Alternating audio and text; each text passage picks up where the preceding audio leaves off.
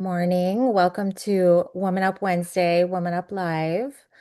I'm Sarah Suchan. I'm Chief Strategy Officer and Senior Vice President for the California Association of Realtors. I am behind the scenes. I want to give a shout out to the Woman Up team, Melanie McShane, our Director of Industry Relations, and Megan McDonald, our Industry Relations Coordinator, who keeps us all going. We will be hearing from some amazing guests today. It is legislative month here at the California Association of Realtors.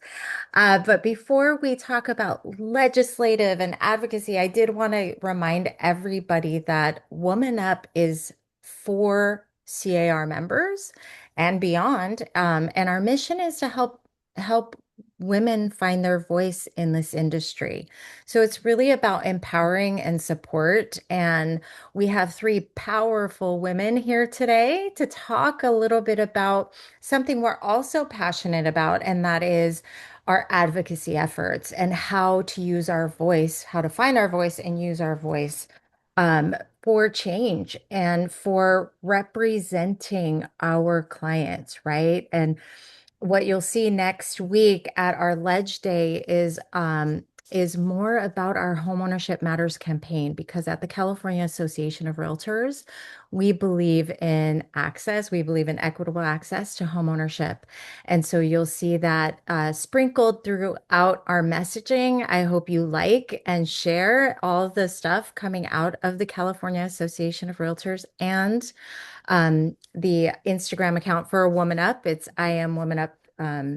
Sorry, nope, that's the website, IamWomanUp.com. We'll share that in the chat. But our Instagram is Woman Up Official.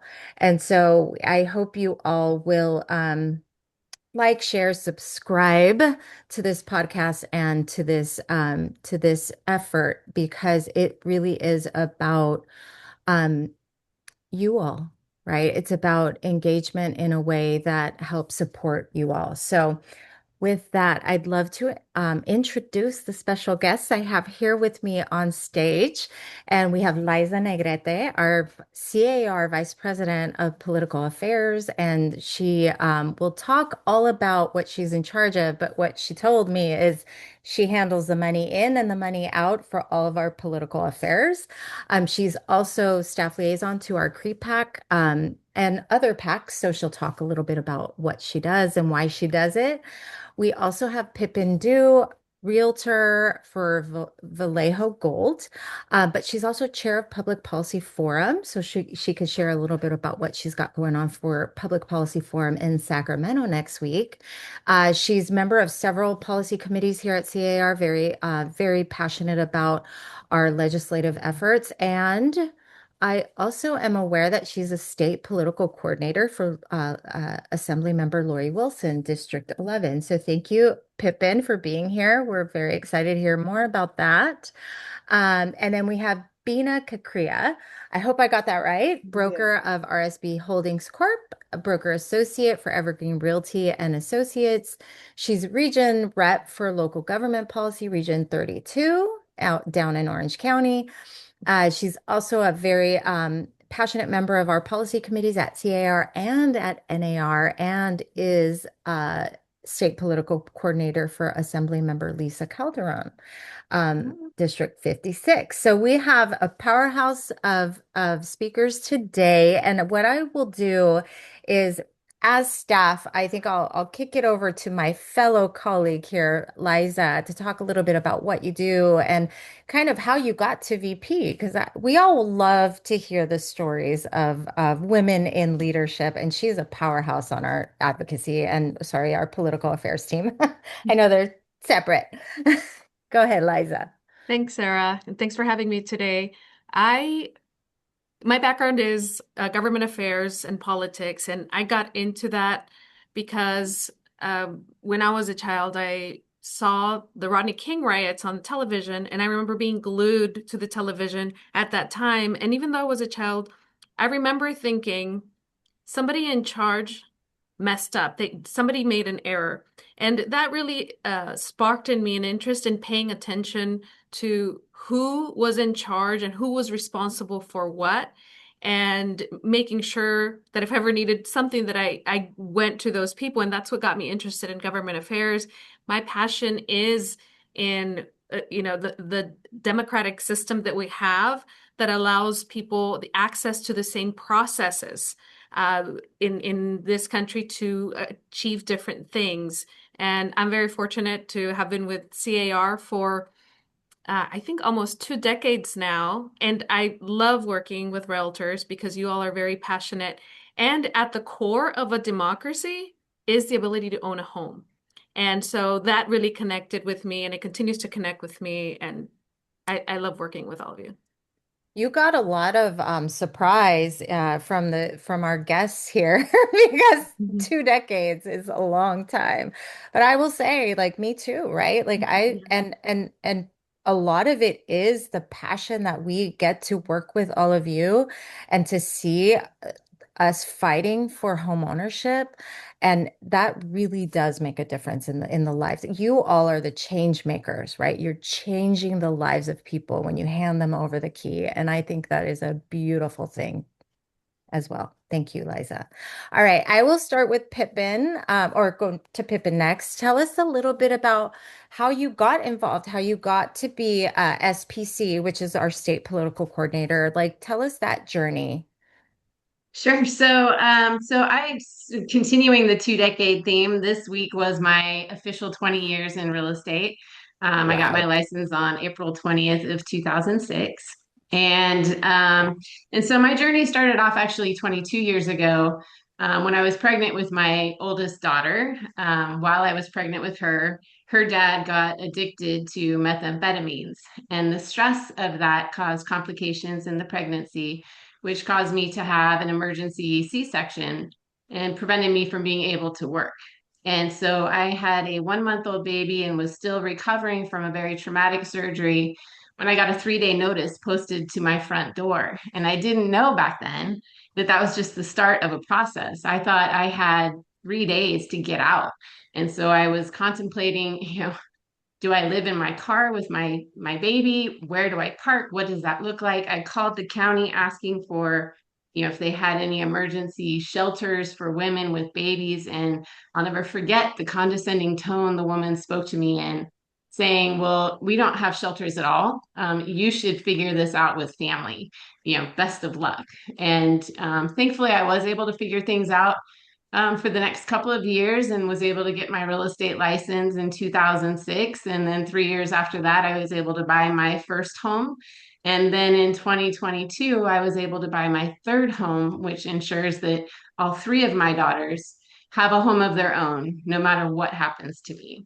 And so the debt of gratitude that I carry for the community that supported my business, for the industry that gave me these opportunities to provide for my family and provide them with opportunities that I didn't have, is one that I really carry with pride. And so that has driven me and motivated me, inspired me to give back to my community, elevating their quality of lives. And I did that through running for council successfully. I was a council member and a vice mayor for the city of Vallejo for 9 years, and then also very passionate about first time home buyers and being able to share with them how much it will transform their lives, how much it provides stability, and not just in housing but in financial stability as well. And then giving back to the industry, in every which way that I can. And so that includes, being an SPC. Assemblymember Lori Wilson and I cut our teeth in local government together. She was a council member when I was a council member and became mayor during COVID, right before COVID. And so she and I have worked together for many, many years. And she's chair of transportation. I'm the gubernatorial appointment to our San Francisco Bay Ferry, which is also a state transportation authority. So just all of these, things that intertwine together, but all originating from that gratitude of what this industry can do for anybody. I love that. And we'll get more into the SPC role in a minute, but let's let Bina have a chance to share her origin story as well. Well, thank you so much, Sarah. And I'm really very grateful to be here and amongst some amazing women. So thank you for the opportunity. So just a little bit about myself. I came from a very small country in Africa. We were immigrants, and unfortunately, we were caught up in an exodus, and so America had opened their doors to us. And as a little girl, I know we had to move around. We had to rent quite a bit, and so that kind of lingered. I want to say subconsciously in me. Um, in 2003, I entered the lending industry without any knowledge, any experience of what a mortgage was, what interest was. I had no clue. But between my father, who is also a broker, he has been a broker since, gosh, late 70s, and my first mentor at the bank that I worked with, they really shaped how I saw my responsibility and how it played out to my clients. And that was, I want to say, really the cornerstone of where I began. The turning point in my career was being actually tapped on the shoulder and picked out by an executive director by the name of Dawn Lee. She was the ED for Neighborhood Housing Services of the Inland Empire. And this was during, just as we were getting past the implode and the short sales, and we were doing, these huge caravans and taking first time buyers out to look at properties. And she said, I was doing a first time home buyer speaking engagement. And she's like, I'd really like to get to know you better and understand how you want to help our community. So therein started my advocacy and my volunteer. Started off as volunteering, but I ended up being the director of realty for NHSIE. And we a lot of it was we relied on grants to support our mission. And between myself and Dawn, we actually came up with an equity share program so that as a nonprofit, we were able to sustain ourselves without subsidy, be it state or federal grants, because those come with strings attached. Anyway, so along the way, I met so many families who had struggled over the years to attain home ownership. And I felt that being in the position that I was, I had the ability to speak for them and to advocate for them. And then that was, I think, part two of my entry into advocacy and speaking up for underserved communities and families and persons. And so with all that experience, it made me fall in love with serving my buyers in my community. And as of 2019, I became independent. I decided I could help more families versus just a small segment. And last year, I was selected as state political coordinator for Assemblymember Lisa Calderon. This is my journey, and I'm so happy because I finally get to speak for more people, which is important to me. And I think that's the whole, you really summed it up really nicely. That's the whole reason why we're getting together today is that your voices matter and women's voices matter. And I think the beauty of it all is that we are led by our values. And I heard from each of you how your values led you to where you are today. So I love that. Thank you all for sharing. And I want to dive into a little bit about maybe demystifying the state political coordinator role and the process. So let's go into that with Bina and Pippa. If you could just help us understand what that all looks like. Maybe Pippa, do you want to go? Sure. So it's Pippin, I'm sorry. I was thinking of a okay. TV show I watched over the summer. It's Sorry. all good. All good. So it's so I've been the SPC for Assemblymember Wilson for several years now. And I apologize because I don't remember the actual process it took to become the coordinator. I think there was an application and whatnot. But then it is a matter of setting up regular meetings with her and the leadership of the associations in the district she represents, so that she can hear from us and also meet not only our leadership, but then also our members, so that they can have that communication with her And then for next week in particular, setting up the office visit and making sure that all of the associations within her district, not just the one that I am a part of, but all of them, have the opportunity to meet with her together and talk about our hot topic issues. Very cool. Very cool. So, and next week we are storming the Capitol, and you will be leading that conversation with a lot of your assembly person's constituents. So Mhm. that's pretty cool. That's advocacy in action, folks. So thank you, Pippin. Absolutely. All right, Bina, what about your process? Like how did that play out for you? Yeah, so I've only been an SPC now for the last, I want to say 6, 8 months. It's very, very new to me. I didn't even know there was any such role as an SPC or an FPC for that matter. But the role came to me, and I spoke with Deanne Kerr. There was a interview that I did with her, and it was more really just to, I think, understand where do I lie when it comes to serving parties.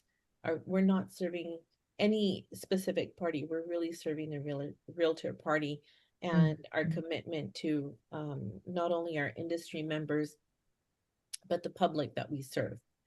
And so for me, that was my journey into SPC and advocacy. I love that. I love that. So again, next week is a big week. It's our legislative day, and Megan just put in the chat the links to if you're interested in getting involved. It's really starting at your local association, which you heard from Bina and Pippin how their rise came from their local communities. I want to switch gears a tiny bit to talk to Liza because it is also not only is it legislative month and we're really excited about next week, but it's election year. And we have a lot going on, and she is very well versed in our PACs and what that all looks like. So can you demystify like the process for CREPAC, what we have to look forward to, what you're looking at in terms of the governor's race? I mean, we're getting into it, Liza. So go ahead. Yes, we are. And I like to think of the political process as being very similar to being in real estate because politics is the business of talking to people, and that's what realtors do. And so, what I do is I work with the PACs, the political action committees within the California Association of Realtors that make the decisions of which candidates to support at the Assembly, Senate, and constitutional level. That includes governor, other statewide races. And then they also oversee funds that are available to local associations so that local associations can create their own committees, interview local candidates, such as Pippin Do when she ran for city council. They interviewed her and they put money into her campaign and were able to help her get elected. And we use the money through the Realtor Action Assessment that all of you give us through your dues billing, as well as voluntary dollars through the Realtor Action Fund. And the committees that make the decisions get to spend that money.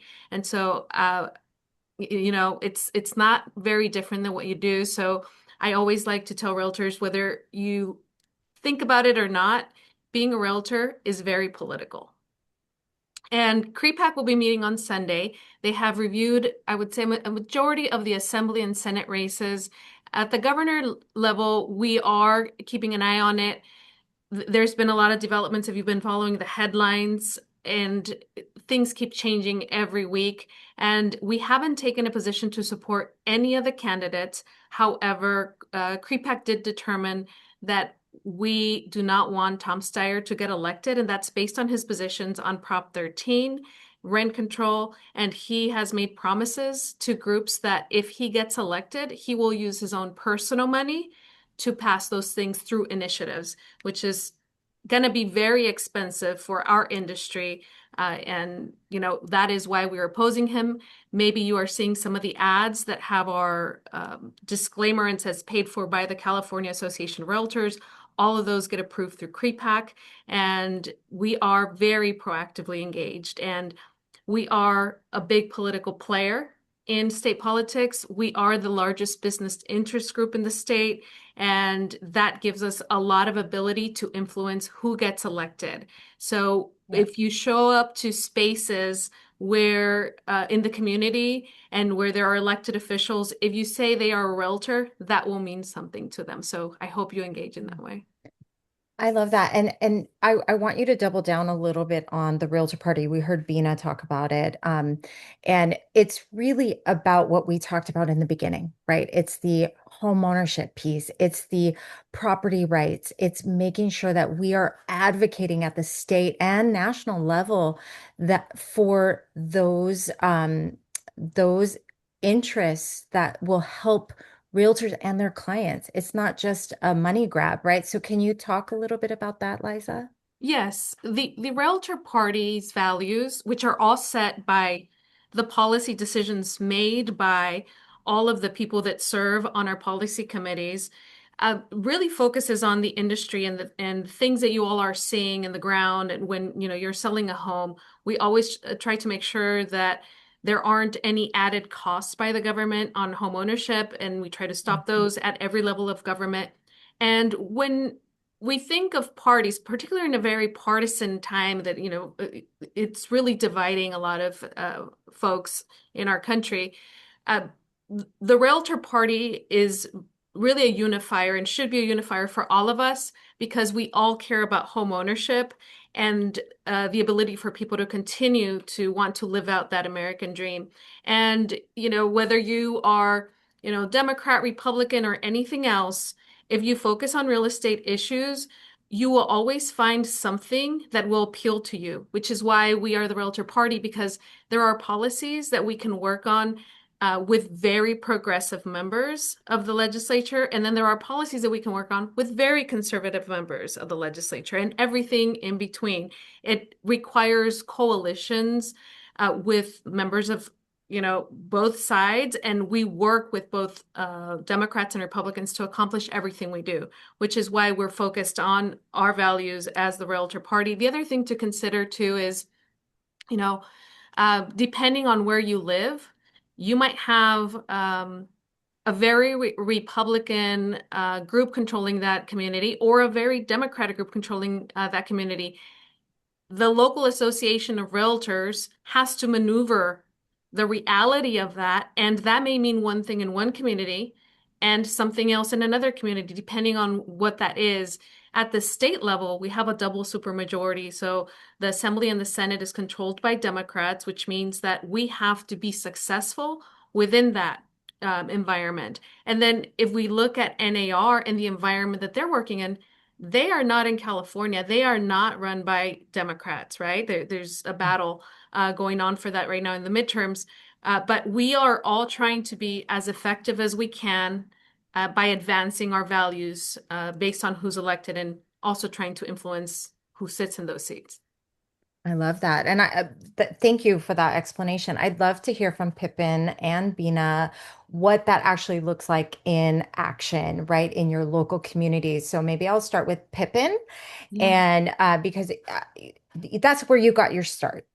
So Hmm. can you give us a little bit of insight into what that actually looks like in your Hmm. area? Yeah. So, and I'm wearing purple for a reason. We are the party of purple, not blue or red. That's And right. so, what I have found to be most impactful is storytelling. So if you can share with folks, because they hear, rent is unaffordable and housing is unaffordable, and they don't understand the impacts of rent control and just cause eviction in real life. And so, having those stories available, like I was able to share with some of our state and local officials and an experience one of my clients had in the city of Concord, where they have very strict rent control, just cause eviction legislation that they've actually started repealing. And so I had a client that her husband, World War II veteran on hospice, she needed to sell a townhouse that they had to pay for the hospice care. And the tenants that were in there regularly violated the HOA rules. They regularly paid late, but they always cured it, and they cured it in time so that you couldn't give them an eviction. But they had destroyed the place. She had, renovated it completely before they moved in. And she had to pay them to get them to move.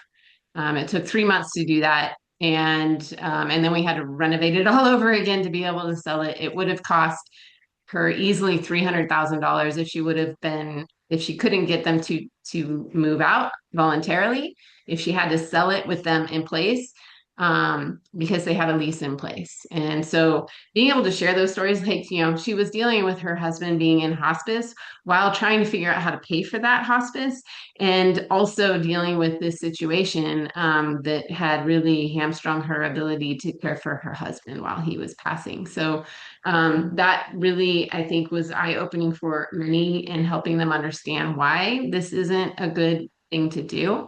But also sharing those stories about the supply side. Like, you're going to drive out the mom and pops that really offer the best choices for rent stock.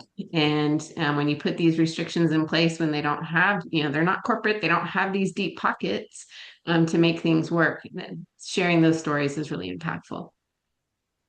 Well, that's beautiful. And that's really about like it brings a whole new empathetic side to your conversation, right? Like you can see there's real humans behind this legislation or this piece of, this law you're trying to pass. So I think that's a really key point. Bina, what does it look like for you and in either your local community or what you've worked on at the state or national level? So I've started from a local level, and we're starting to build a relationship with our assembly member, Lisa Calderon. We actually had gone to see her last year, which was really nice, very inviting, very open. She's actually the chair for insurance for the state of California. So Okay. we're in the right, we're connecting with the right person as far as we're concerned. And we had her attend our general membership meeting last week, and we're opening that gateway to start building a relationship and understanding what she's hearing from her constituents, and how, as the realtor party, we can collaborate with them to help resolve some of these issues that they're facing. So for me, I'm at a very infancy stage with building that relationship. However, it's very important at this point to build that bridge so that they know that we're there to help them and help their constituents. Yeah. Yeah. And I think we would be remiss if we didn't talk in this Woman Up community here. Some of the things that kind of hold us back as women.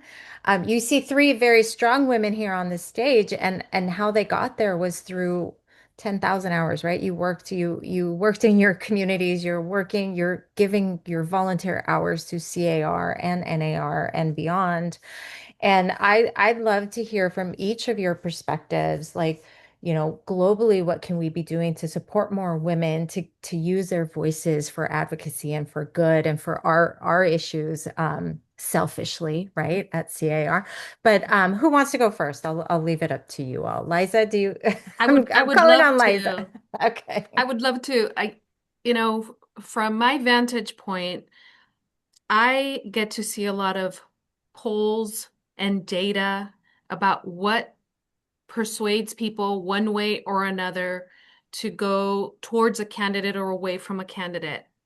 And time again, the research shows us that women tend to be harsher on women candidates. So when we talk about what's holding us back, I want to say the standards we have for women and how we hold each other accountable is a big part of that. And It's a I societal issue.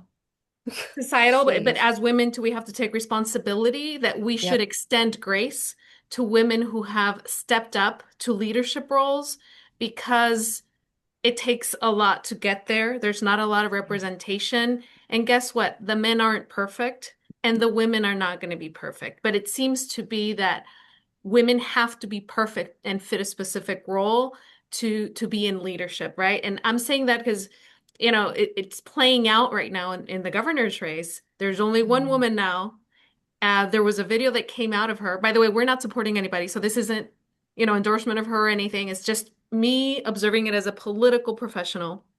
There was a video of Katie Porter yelling at her staff. Terrible moment, for anyone. But I think that moment has stuck with a lot of women and that they can't get past it. But when we look at the imperfections men have, we all humans have, right?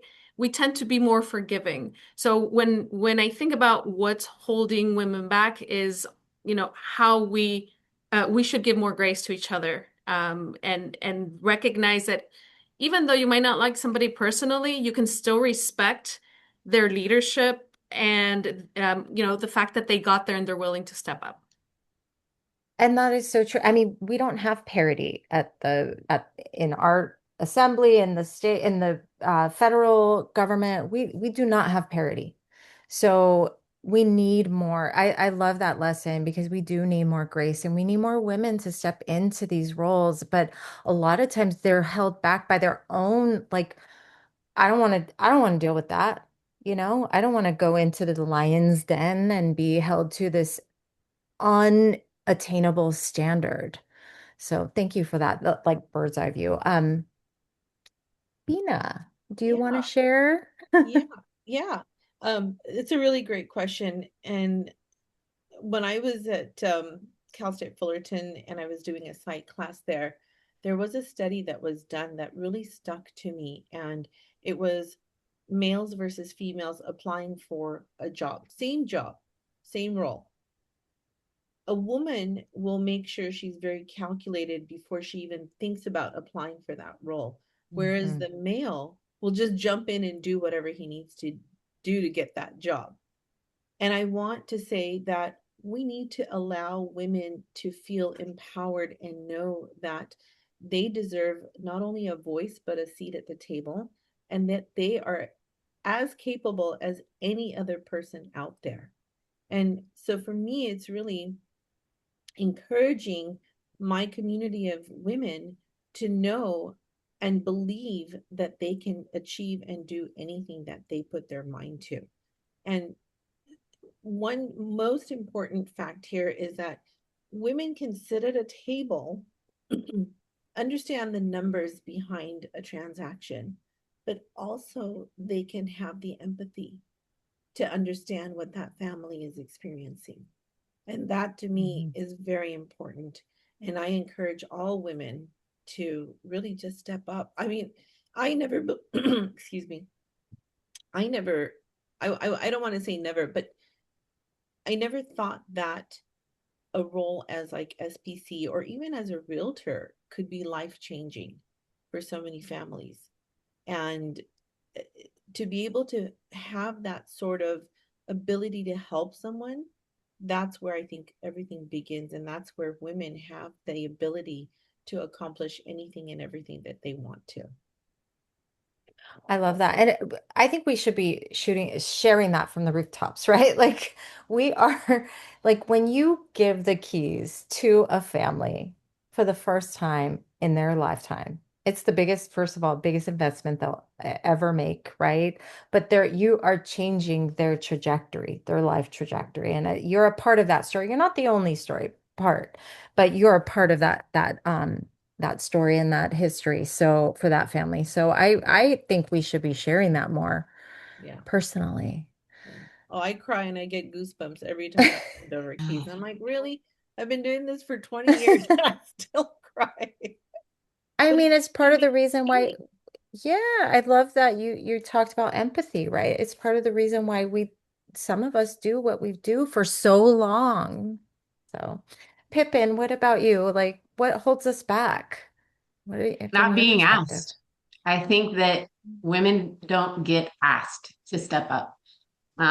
Similarly to Bina's story, I saw a study done that showed that it was some crazy percentage. I want to say over 85% of women in government today were asked the question to run for office, and they said yes. So the chances of somebody running that have not been asked versus being asked are, wildly different. And so I'm looking at all of the participants here today. I'm remembering these names. I'll be asking you the next time I see you, what are you doing to step up into leadership, whether it's participating in a committee or at a commission at your local government, or even considering throwing your hat in the ring to run for local office. It is so important that we have women in these roles because it is critically lacking right now. So, okay, so our call to action is to ask for more, to step up for sure. And we Yes. have wonderful organizations like Women's Council and opportunities at CAR, Women's Council of Realtors. I know there's some in the audience here, and opportunities at CAR to get involved. So, how would you recommend folks just getting started? Let's just say next week is their first legislative day. What would be your recommendation? And I'll start with you, Pippin. Yeah, so show up to a committee, look at the tentative schedule, look at something, see which ones interest you, and then just go show up and sit in the back of the room and watch the conversations that are happening, and hear the dialogues between everyone, talking about whatever the issue in that committee is.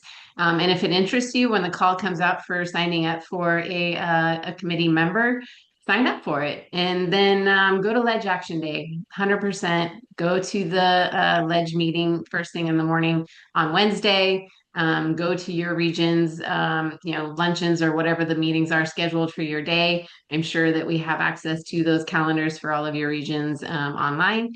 And just show up, start there, see what interests you, see which captures your attention. I love that. Bina, what advice would you give? For me, I would say ditto, Pippin, you're 100% right. Get involved, go to a committee that, like Mark Peterson says, go to a committee that you are not comfortable with, that you have no idea, and get in there and learn and listen. And if you see me in the hallways and you want to talk to me, feel free to stop me. I'd love to have a conversation and to hold anyone's hand, because it can be very overwhelming even to take that first step. But it's once you're in, it's really the easiest thing, and you'll look back and say, why did I wait so long? So get Yeah, involved, yeah. simplest thing is just get involved. And there's involvement in politics, right? But there's also involvement in organized real estate. And so there's opportunities at the local level, there's opportunities at CAR, and shameless plug, our committee selection process is open now. So we'll put the link in the chat. So if you're interested in serving on a committee or being a leader of a committee, obviously you have to do the work. I'm not saying you're just going to show up and you be crowned a chair. It's really about getting involved and knowing, like Bina said, knowing what it is that this committee is all about and learning. But I encourage you all, if you're interested in being a part of this process, check some of the links in the chat here. Let's talk a little bit about like policy and helping our audience and our community build confidence. What are some traits or strategies you would suggest help in those conversations, whether it's with a legislator? So we'll talk about like maybe your conversations as SPCs, and then maybe Liza can share like from a bird's eye view, like what really works and what doesn't when you're in these rooms. So we've got you all to the room. Now what? Yeah. I mean, I'll go first. So I think the first question I always ask, especially when I see a piece of legislation that I'm like, what? How did this even come about? The question I always ask the legislator is, what is the problem you are trying to solve for by doing this? Because if I can understand the problem, then perhaps I can share a different perspective on why that problem exists and a better way to solve for it. So asking the question and not to be shy about that. Right. I think that's key. Bina? Yeah. I've started to really just ask what's important to you serving your constituents. What are the concerns out there that they're facing? What are the phone calls are they getting? Because they're getting a ton of phone calls. And how is it that we can plug in ourselves there to help them? So really, I love that. where can you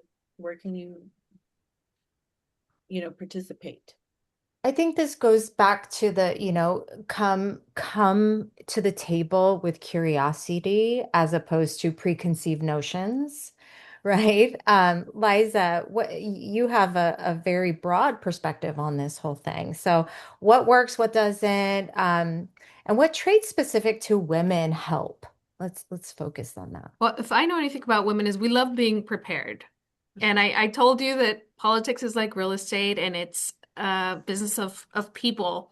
So I would encourage you to know who your assembly member, who your senator is right off the bat before you get to legislative day, or even if you're not going to participate in legislative day, know who that is, follow them on social media, um, go to their website. There's an about section about them. I mean, these are public officials. There is a lot of public information about them, and learn what they're up to, learn what they're doing, and don't underestimate, starting with a phrase like, "Oh, I saw this project you worked on in the community that really added value," or say, "Oh, I notice you have, you know." A 5-year-old daughter, and I do too. Connect with them on a personal level. They are people too, right? And so they want to be able to connect. The fact that someone from their own district is taking the time to show up really matters to them, right? They get to see C.A.R. lobbyists on a day-to-day basis, and our lobbyists are hard hitting, and we're asking for votes. But when they see you, they see the faces of people that are in their district, and it really makes a difference. So, yeah, don't forget to just be personal. I love that. So show up, come with curiosity, and prepare. I think those are all easy things for women to tackle. All right, I'd love to switch gears a little bit and shine a light on mentorships, right? Like because I know, like I had a wonderful mentor in my career, and her name was Leslie Appleton Young, and she was my boss, and just she's still like a part of the Woman Up community forever. And she may be listening, actually. I don't know. I didn't take a look, but if she's here, we love you, Leslie. But she really had a huge impact. She taught me so much, and I was willing to accept her teaching because there are times in life where you don't want that lesson. Um, and there were definitely times like that for me, but I'd love to shine a light on the mentors that brought you up along the way. So maybe Bina, we could start with you and then go to Pippin and Liza. Yeah. Well, I would say my number one mentor would be my dad. He strongly believes in female empowerment. I And love that. yeah, and then also my mentor, I started at World Savings. Nobody else would give me a job, and they're like, okay, we'll take you on. So my mentor there really shaped how I wanted to, like, just gave me the avenues. Like, it's not just one box, it's so many boxes, there's so many avenues. And so I would say those were the two that really led me in the direction that I'm going in. And then of course my AE Laura Halverson, I have to give her a shout Oh, out I right love there Laura. because she, for 10 years, I kid you not, she pursued me and she's like, Bina, please become a board director, do this. Finally, I'm immediate past president. But she saw something in me, and that goes back to what Pippin was saying. She saw something in me that I didn't see in myself. And you have to, I think we just have to open the door and take that chance. So for me, those were my three great mentors. With I love very, that. very grateful.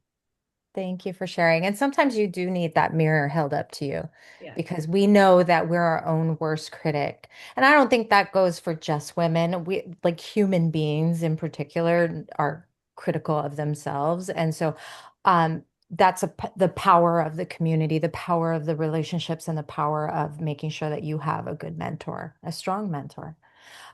Pippin, what about you? Yeah, so I had so many mentors, and still, of course, I have mentors to this day. And it was really, just always surrounding myself with those that I wanted to be like. Like I saw the whatever, work they were doing and it inspired me. And so I, would try to get closer and just learn more about what they did and how they did it.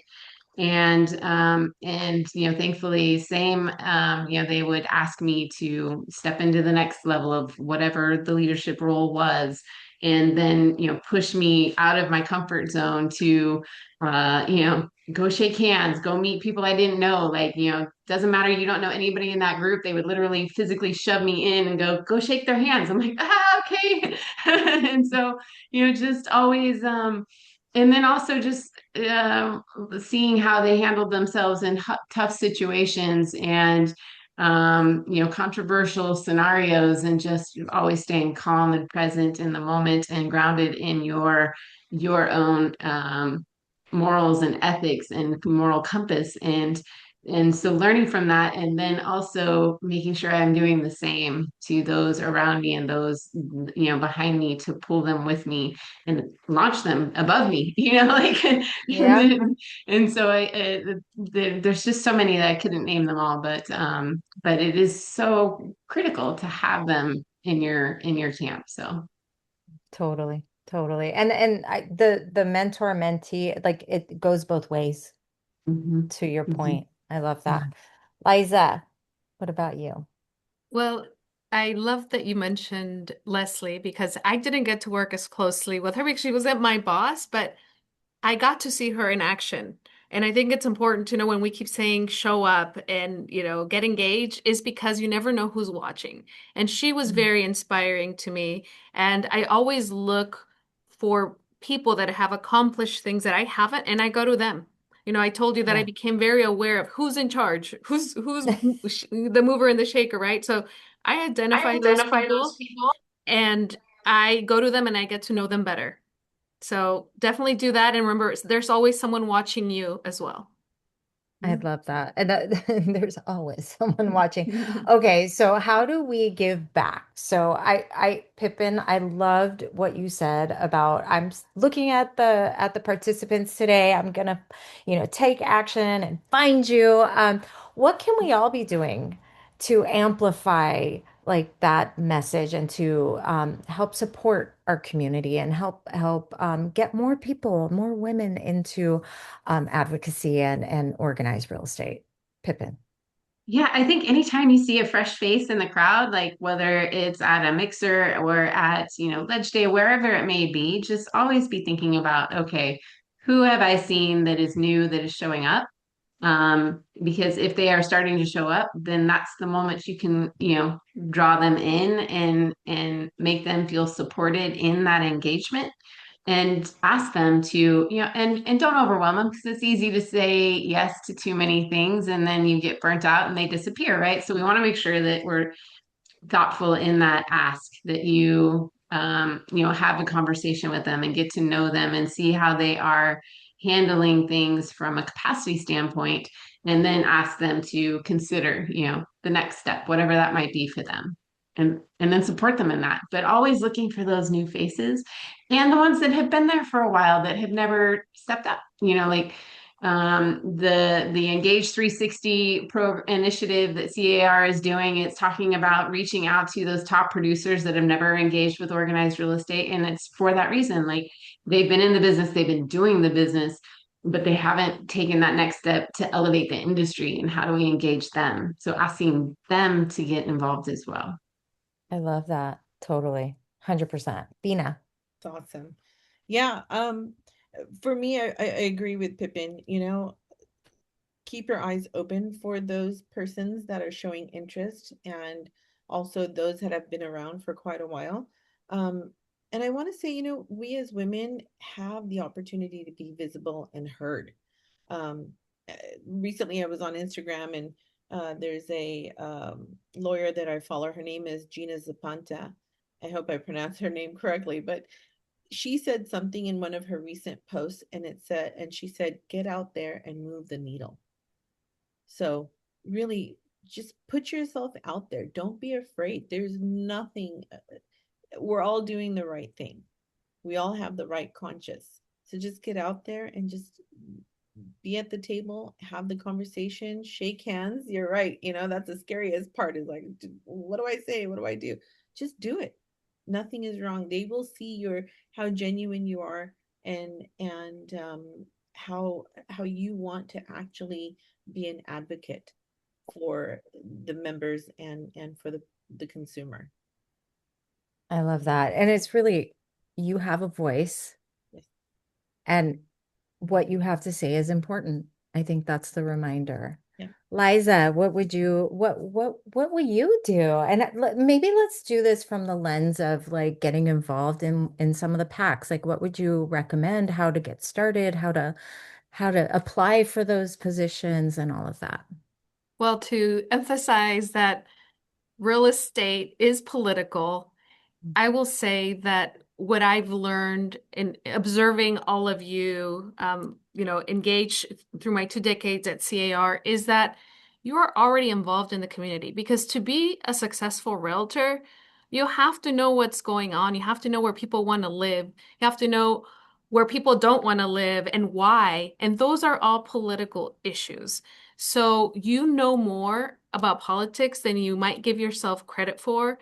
And I would even dare say, because I know a lot of these members personally, that when you build those networks, you actually may get some business out of it because you are out there engaging with them.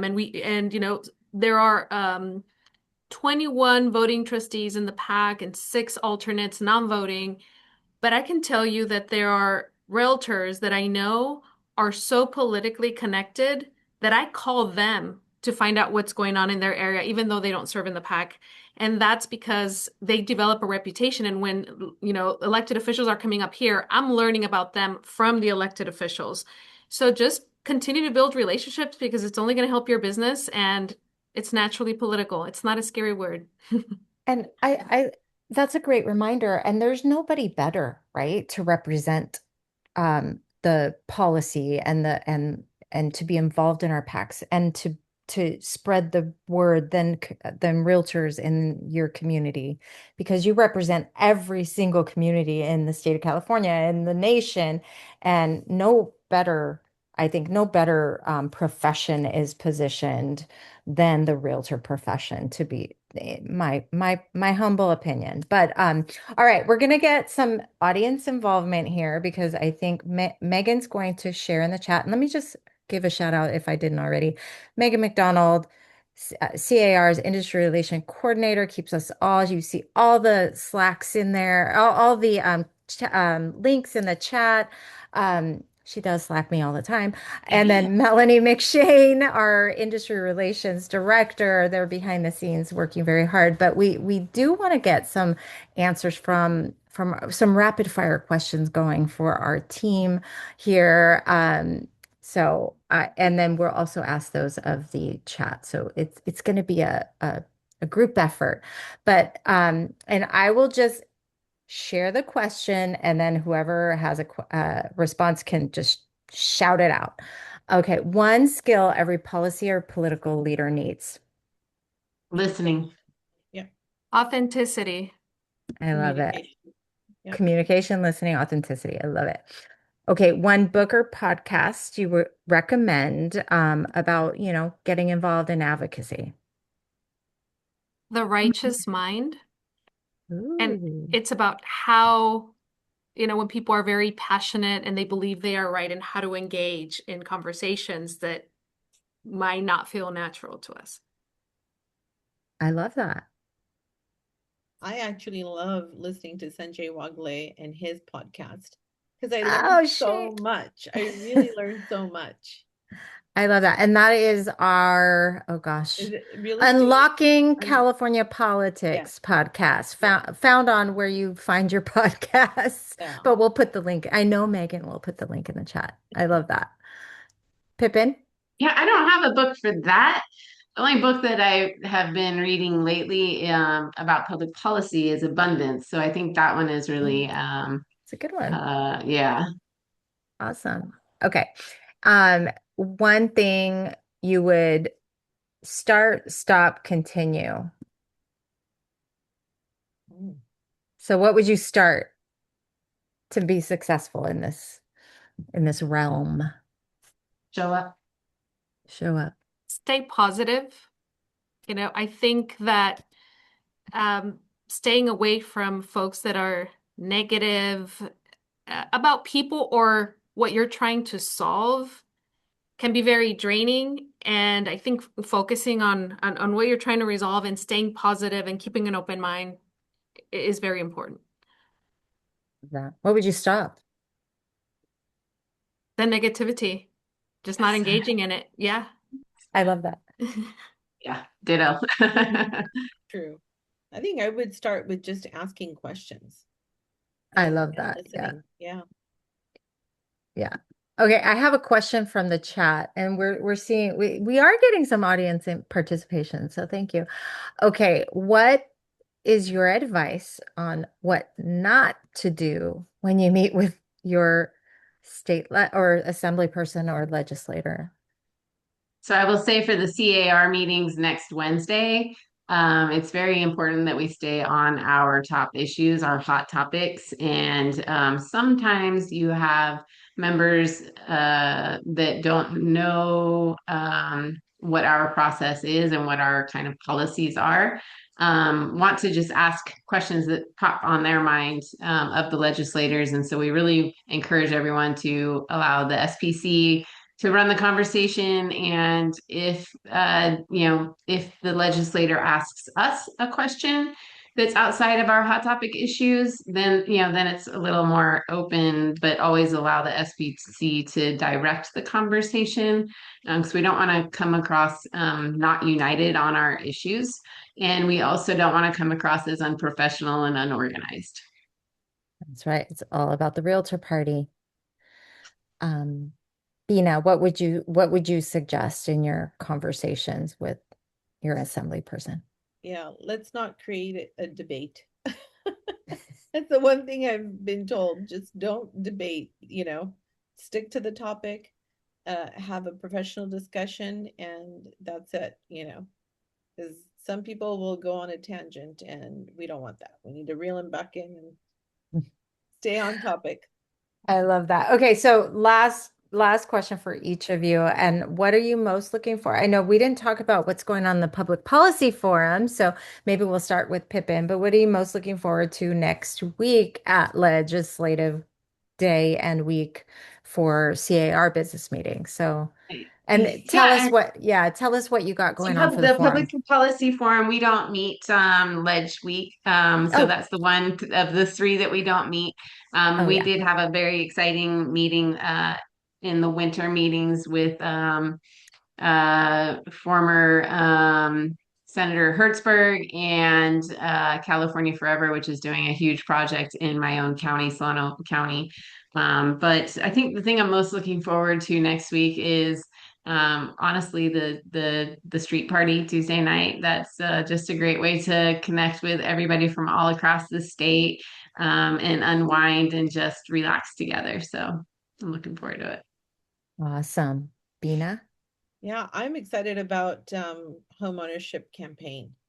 I just love the direction we're going in, and um yeah, just looking forward to that. We have a big party and homeownership matters will be more unveiled next week. I love that. Thank you. And Liza, bring us home? What should we be prepared for?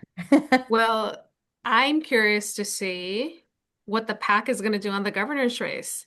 Do Oh they yeah. continue to oppose C.A.R., which I think they will, and do they pick a horse or not? If you Google California governor's race Politico, you're going to get one of the most recent polls that was published this week. Every top candidate is within the margin of error. They're within 1 or 2 points of each other. The winner is going to win by 1 or 2 percentage points. And I'm saying that to tell you to also watch the governor's debate tonight, at whatever channel, look for it. There's the governor's debate happening.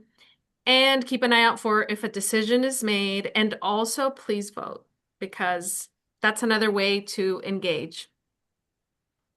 using your voice to make changes in Sacramento is key. So that's a wonderful closing um, message for our community. Thank you again, ladies. This was a wonderful, enlightening conversation. I look forward to seeing each of you next week and maybe some of you in the audience. So thank you so much, everybody, for Woman Up Live Wednesday. So we'll see you next week.